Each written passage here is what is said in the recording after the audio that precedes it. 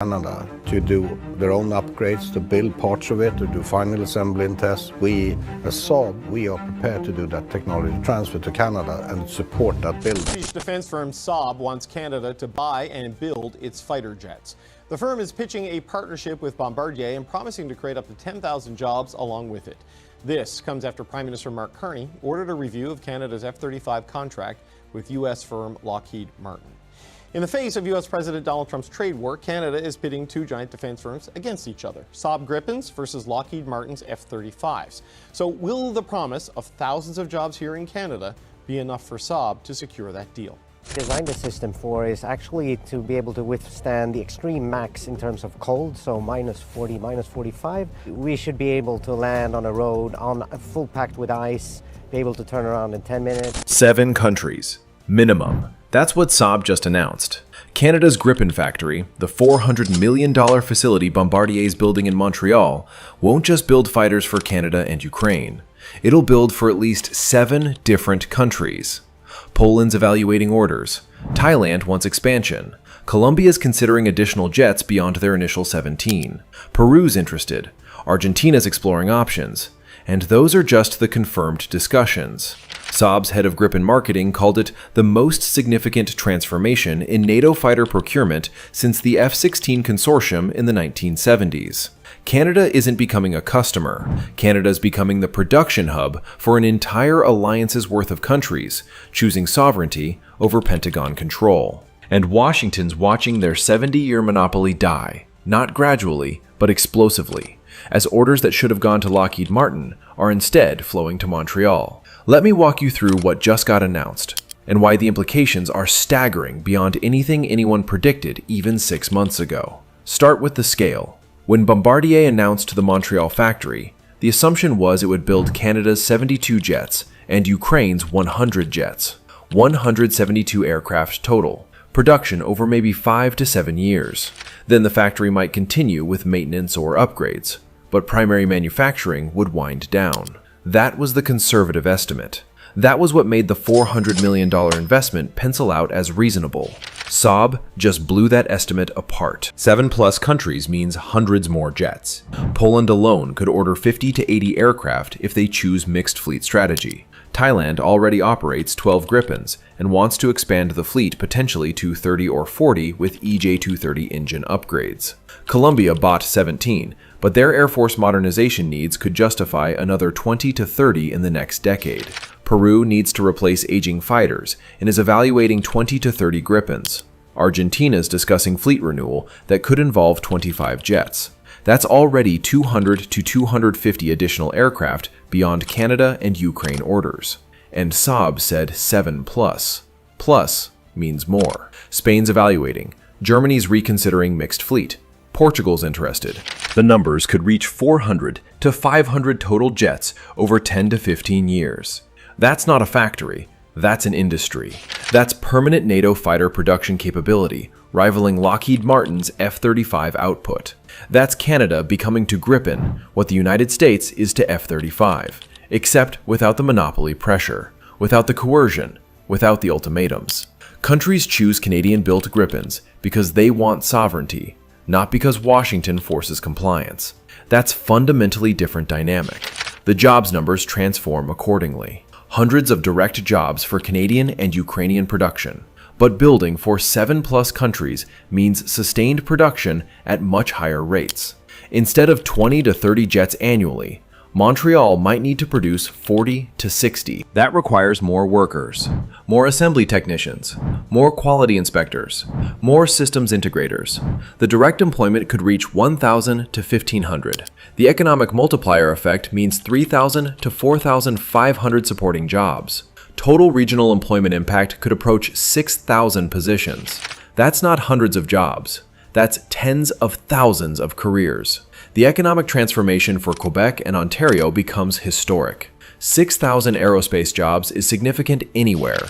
In concentrated aerospace clusters like Montreal, it's transformative. That's families supported, communities revitalized, tax base expanded, technical schools training workers for decades of employment, universities developing aerospace engineering programs knowing graduates have career paths. The entire regional economy shifts to support and benefit from fighter production that continues indefinitely instead of ending when initial contracts complete. And the export revenue matters strategically. When Canada builds for 7 countries, those countries are paying Canadian workers, Canadian suppliers, Canadian economy. The money flows into Canada instead of flowing to Fort Worth. If 400 to 500 jets over 15 years costs roughly $60 to $70 billion total, and Canada captures 30 to 40% of that value through domestic production and supply chain, that's $18 to $28 billion of economic activity that wouldn't exist otherwise. That's GDP growth. That's jobs created. That's prosperity built on aerospace expertise. The strategic leverage is even more profound. 7 countries dependent on Canadian production for fighter capability means Canada becomes indispensable to their defense. That's diplomatic weight. That's alliance centrality. Countries that buy Canadian-built Gripens have every reason to support Canadian interests in NATO discussions, trade negotiations, international forums.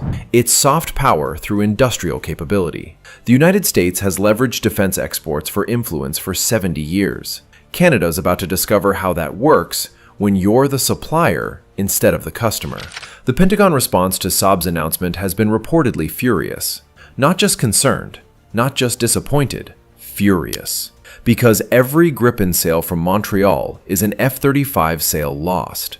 And at scale of 7+ countries and 400 to 500 jets, that's not marginal loss. That's strategic defeat. The F-35 program depends on international sales spreading development costs across larger customer base.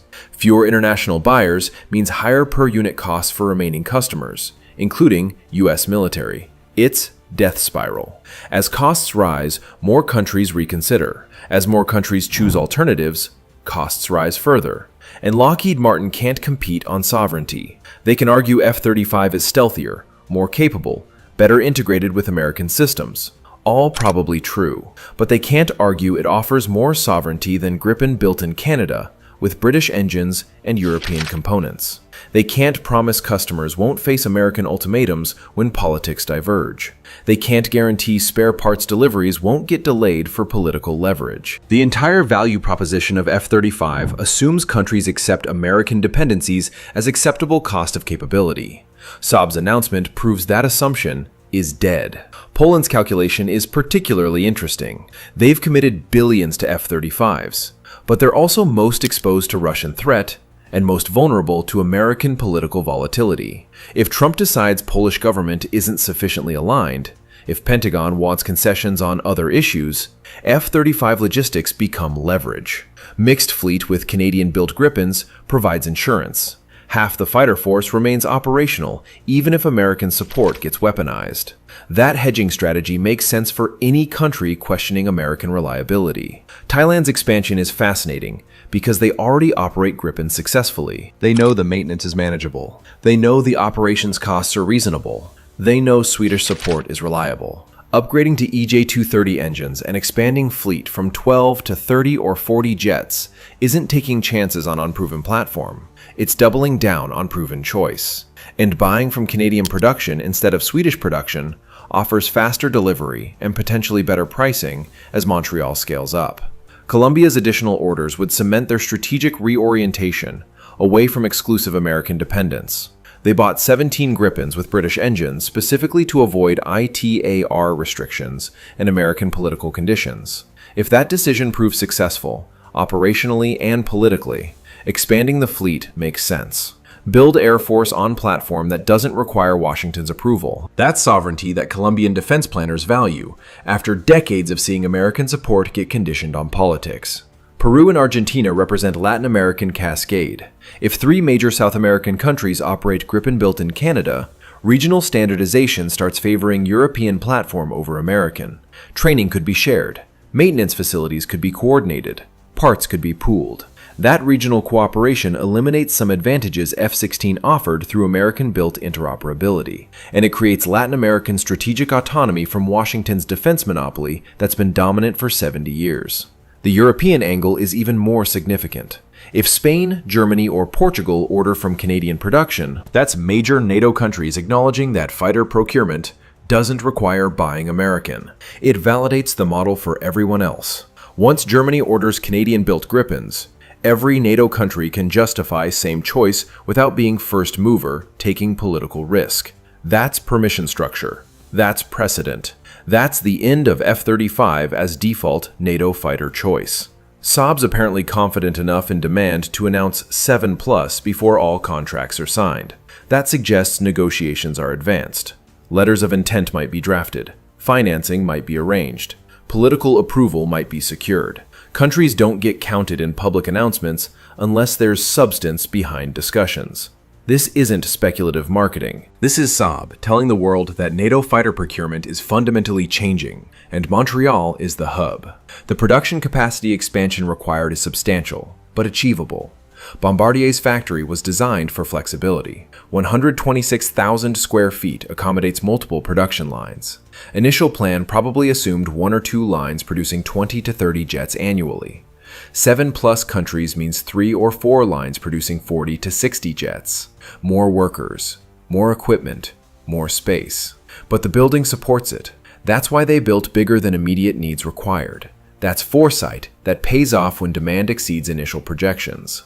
The supply chain implications cascade through Canadian and European aerospace industries. Hundreds of jets means thousands of wings, fuselages, landing gear assemblies, avionics packages, weapon systems. Every component requires suppliers. Every supplier needs workers. The economic impact radiates beyond Montreal factory to an entire network of companies supporting production. That's industrial policy success. The threat created the response that defeated the threat's purpose. The timeline for this happening is remarkable too.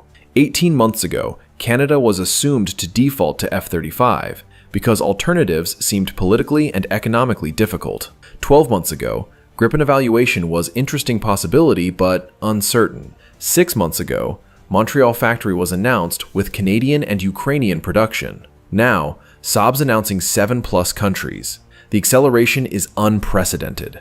It suggests multiple factors converged.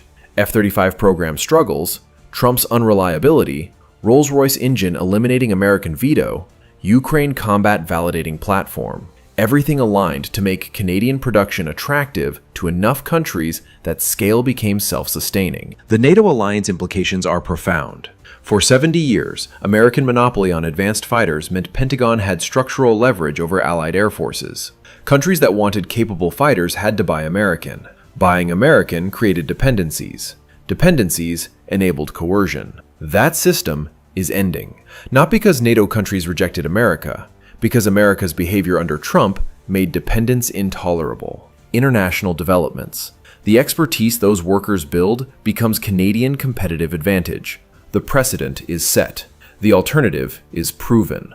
The monopoly stays dead, regardless of who occupies the White House. That permanence is what makes Saab's announcement truly shocking. This isn't temporary disruption that normalizes when Trump leaves office. Saab just announced it. Pentagon just realized it's already happened.